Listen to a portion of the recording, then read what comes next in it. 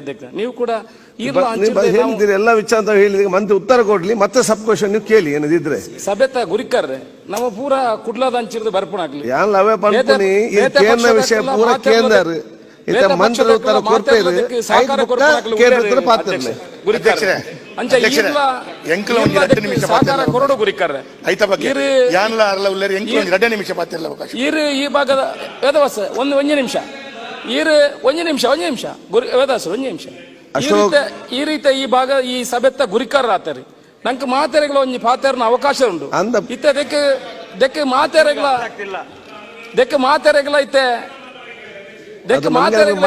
ಬೇತೆ ಬೇತೆ ಇಲಾಖೆಗೆ ಎನ್ಒಸಿಗೆ ಬರುತ್ತೆ ಗುರಿಕಾರ್ರೆ ಅಕ್ಲ ಎನ್ಒಸಿ ಕೊರಿ ಬೆಟ್ಟಿಗೆ ಎನ್ನೊಂಜಿ ಮಲ್ತಿಂದಾಂಡ ನಂಗೆ ದುಂಬು ಮುಲ್ಪಲ ಪಾತೆರುಳಿ ಅಲ್ಲ ನಾನು ಏನು ಹೇಳಿದ್ದೇನೆ ಅಂತ ಹೇಳಿದ್ರೆ ಮಂತ್ರಿಗಳೇ ಒಂದ್ ನಿಮಿಷ ಮಂತ್ರಿಗಳೇ ಒಂದ್ ನಿಮಿಷ ಬೇಡ ಒಂದ್ ನಿಮಿಷ ಈಗ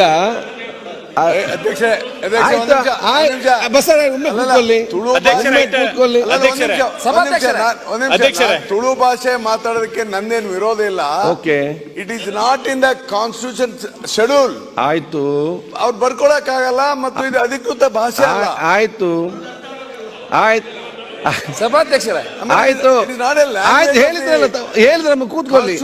ಆಯ್ತು ಹೇಳಿದ್ರಲ್ಲ ಈಗ ಅಶೋಕ್ ಪಂಪೇರಿತ್ತೆ ಪಂಪೆಗೆ ಇತರ ಕನ್ನಡ ಪಾತ್ರಲಿ ಒಂದೇ ನಿಮಿಷ ಅಕ್ಲೆಗೆ ಮೂಲ ಬರ ಹೇಳಿ ಕನ್ನಡದಲ್ಲಿ ಹೇಳಿ. ಸಭಾಧ್ಯಕ್ಷರೇ ಒಂದ್ ನಿಮಿಷ ನಾನು ಕನ್ನಡದಲ್ಲಿ ಮಾತಾಡಿ. ಒಂದೇ ನಿಮಿಷ ಮುಗಿಸ್ತೇನೆ. ಈ ಭಾಷೆಯನ್ನು ಕನ್ನಡ ತುಳು ಭಾಷೆಯನ್ನು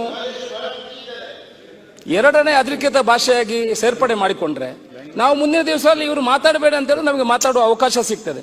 ಆದ್ರಿಂದ ಮಂತ್ರಿಗಳು ಇದಕ್ಕೆ ಒಪ್ಪಿಗೆಯನ್ನು ಹೇಳಿದ್ದಾರೆ. ಎನ್ಒಸಿ ಅನ್ನು ತಗೊಳ್ಳುವ ಮುಖಾಂತರ ತುಳುವಿಗೆ ಆದ್ಯತೆ ಕೊಡ್ತೀನಿ, ಎರಡನೇ ಅಧಿಕೃತ ಭಾಷೆಯನ್ನಾಗಿ ಘೋಷಣೆ ಮಾಡ್ತೇನೆ ಅನ್ನೋ ವಿಚಾರವನ್ನು ಹೇಳಿದ್ದಾರೆ. ಈ ಮೂಲಕ ಇದಕ್ಕೆ ಯಾರು ಆಯ್ತು ಅವ್ರು ಉತ್ತರ ಕೊಡ್ತಾರೆ, ವಿರೋಧ ಮಾತಾಡೋರು ಇಲ್ಲ. ಅಂದ್ರೆ ನಮ್ಮ ಮಂಗಳೂರಿನವರು ಎಲ್ಲ ಇಷ್ಟಪಡ್ತಾರೆ ಉತ್ತರ ಕೊಡ್ತಾರಲ್ಲ ಮಂತ್ರಿಗಳು. ಕನ್ನಡದಲ್ಲಿ ಮಾತಾಡಿ. ಅಲ್ಲ ಅವ್ರಿಗೆ ಕೊಟ್ಟರೆ ಅವಕಾಶ ಕನ್ನಡ ಪಾತ್ರದಲ್ಲಿ ಅಶೋಕಣ್ಣ ಒಂದು ಮಿನಿಟ್ ಅಧ್ಯಕ್ಷರೇ, ನಾನೀಗ ಕನ್ನಡದಲ್ಲೇ ಮಾತಾಡ್ತೀನಿ.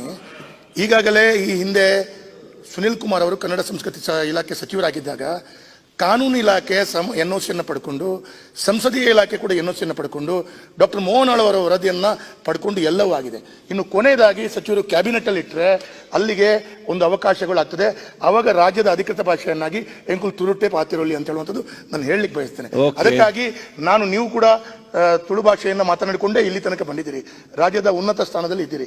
ಅದಕ್ಕಾಗಿ ತಾವು ಕೂಡ ವಿಶೇಷವಾದ ಪ್ರಯತ್ನವನ್ನು ಮಾಡ್ತಾ ಮಂತ್ರಿಗಳು ಕೂಡ ವಿಶೇಷವಾಗಿ ಸಹಕಾರ. ಈಗ ಮಂತ್ರಿಗಳೇ, ಈಗ ನಾನು ಕೂಡ ಹೇಳಿದಿಷ್ಟು ಎಲ್ಲರ ಪರವಾಗಿ ಈಗ ನಾವೆಲ್ಲರೂ ಕೂಡ ತುಳು ಅಲ್ಲಿ ಮಾತಾಡೋದು ಯಾಕೆ?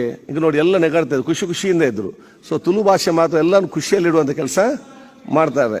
ಅದಕ್ಕಾಗಿ ತಾವು ಕೂಡ ಇದನ್ನು ವಿಶೇಷ ಪರಿಗಣಿಸಿಕೊಂಡು ಇದರ ರಾಜ್ಯ ಅಧಿಕೃತ ಭಾಷೆ ಬಂದು ತಾವು ಕೂಡ ಅವನ ಆಸೆ ಕೊಡ್ಬೇಕು, ನಾನು ಪ್ರಾರ್ಥನೆ ಪಡ್ಬೇಕು ಹೇಳಲಿಕ್ಕೆ ಬಯಸ್ತೇನೆ.